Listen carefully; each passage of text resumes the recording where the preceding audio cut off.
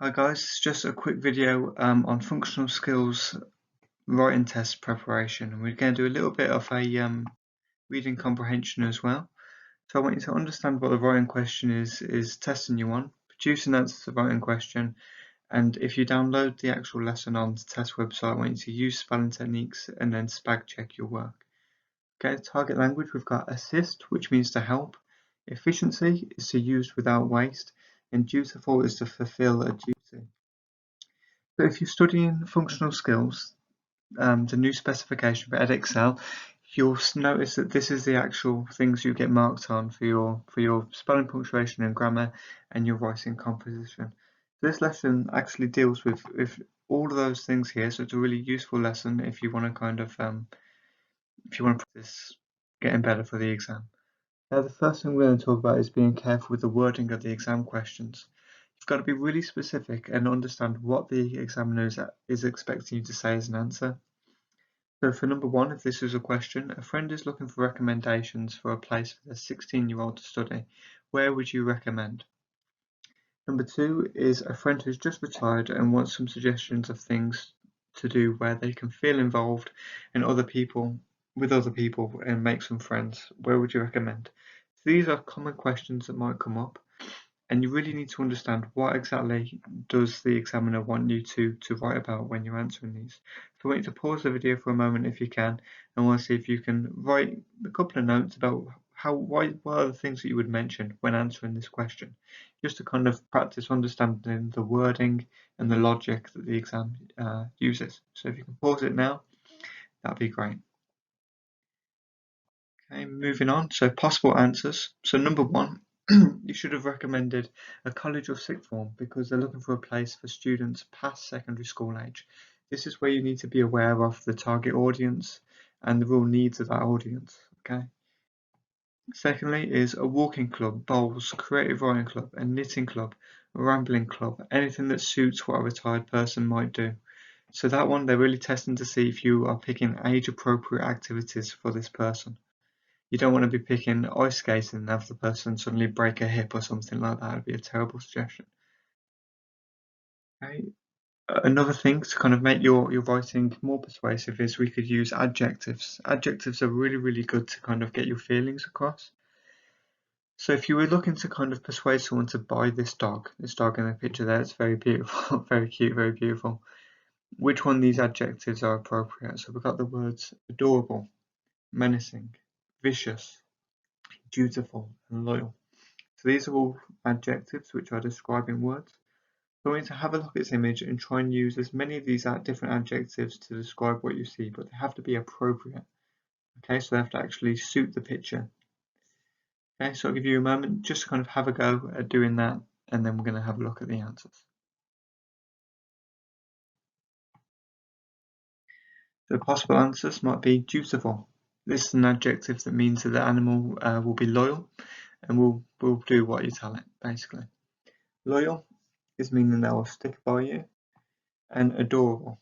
So it comes from the word j'adore, which is a French word. We have a lot of French students studying functional skills at times, and the British language comes from a lot of different cultures, a lot of different countries. And this means that it makes you feel love. Okay, we often use this adjective when we're describing young children or acts that are really kind of cute and inspire a sense of love for that. So this would be my sentence. This loyal, dutiful puppy is up for adoption. Come in for a visit. We're sure you'll find him adorable. So I'm using those adjectives there to really kind of convince the reader that they need to come in and adopt this puppy. And that's what you need to do when you're focusing on a writing question, particularly a persuasive writing one. So this is an example of what the writing question might look like. Now you might notice that in the top, they've given you an address. Now this is incredibly important. Okay, all this here is really, really important. Now if you don't include this, the examiner is going to assume that you haven't read the question properly and you haven't been aware of your audience. Okay, so that needs to feature in your letter, in your response. So it says write about 150 to 200 words of a letter on the following subject. So a friend wants to adopt a puppy. Give them your thoughts on what they should consider. mention what responsibilities would this involve, what might they have to be careful of around the house, and anything else they might have to consider. So what they've done with these 3 bullet points is they've literally given you a guide of the things they want you to include. Now you have to make sure that you include all 3 of these bullet points, and I'll always do this when they're doing the exam. Okay, you need to be really careful. You need to think about, who is it that I'm actually writing for? You're writing it for a friend. Okay, you're giving it to a friend. That means you've got to be very informal. Okay, you've got to write to them like they're your friend. You can't write like they're your boss. You can't be too formal, can't be too strict, otherwise it won't suit it. Okay, and then you've got to spend an equal amount of time on each 3 of these bullet points. Okay. So when you're planning, you've got to make a note on a few things. So the first one, you've got to tell them why you're writing. That might look like, you might say, "Dear Bob, I'm writing to tell you the things you might need to consider when adopting a dog." Paragraph 2, we've got to inform them of their responsibilities. Talk about things like walking the dog, keeping them fed, keeping them happy, giving them a little bit of love and stuff. Paragraph 3 is we're talking about what adjustments you might have to make around the house. So think about making the house safe. Think about maybe protecting their furniture and things like that. Maybe teaching the children how to kind of take care of the dog. Paragraph 4 is your choice. Anything else that you might want to consider? I understand that's going to be hard if you come from a culture that doesn't have dogs as pets. That's why it's always very important to kind of watch British TV, read British newspapers, and kind of immerse yourself in the culture, so that when you do get a question like this, you have some background in this to kind of help you answer. Then we want a goodbye followed by final recommendations, so like a conclusion. The goodbye has to be informal if you're writing to a friend, and formal if you're writing to a boss. Okay, so oftentimes the goodbye really shows whether you've really thought about your audience. Okay, we've got a second writing question, if anybody wants to attempt a second question. Now you might notice that on the top it's got this is an email address. Okay, now when you're writing an email, it generally has 2 boxes at the top of it. It's very similar to a letter, except for the 2 boxes that it has at the top, which is for the who it's to and then the subject. Okay, so this one, a friend who loves fast cars but is worried about fuel efficiency wants your advice on what car they should buy. Write them an email. So here we know that is the format that we've got to do, and you have to stick like that, otherwise you're going to lose marks. They've selected 3 cars to choose from. Persuade them which to buy, one of which of your choice to consider.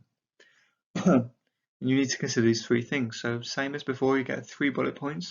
So you have to consider safety, your own personal taste, and then anything else you might consider. Okay, now whatever they give you within this box means that you have to include and you have to consider it in your answer.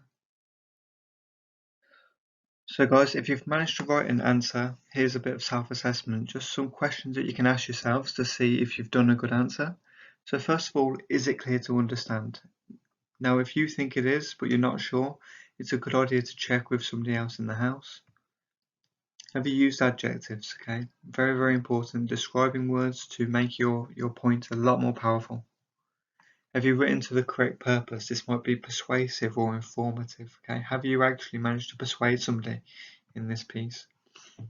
Have you included enough detail? That's about 150 to 200 words. Okay, now if you've got it on a Word document, that should be very easy. It should be on the bottom left hand side of the page. But if not, we tend to say that each written line is worth about 10 words. So really you're looking for about 20 lines on a line sheet of paper. Has it been written in the correct format? Has it been written as a letter or as an email? Okay, very important. Finally, right as we're finishing up, there is a reading comprehension for you to download if you wish. This is all about choosing a car, and these questions have been based on the reading exam. But it's really good, even if you've passed the reading exam, just to keep practicing your skills. The answers are there on the website on tests, and a link is provided. So the name of this is Book One on Teaching. Let's see if you can like and subscribe for more videos and lessons. Click here. on the here section there, where just to download the lesson and resources for free, and the Twitter is book1teachy1. Okay guys, thank you for watching and hope you're all okay.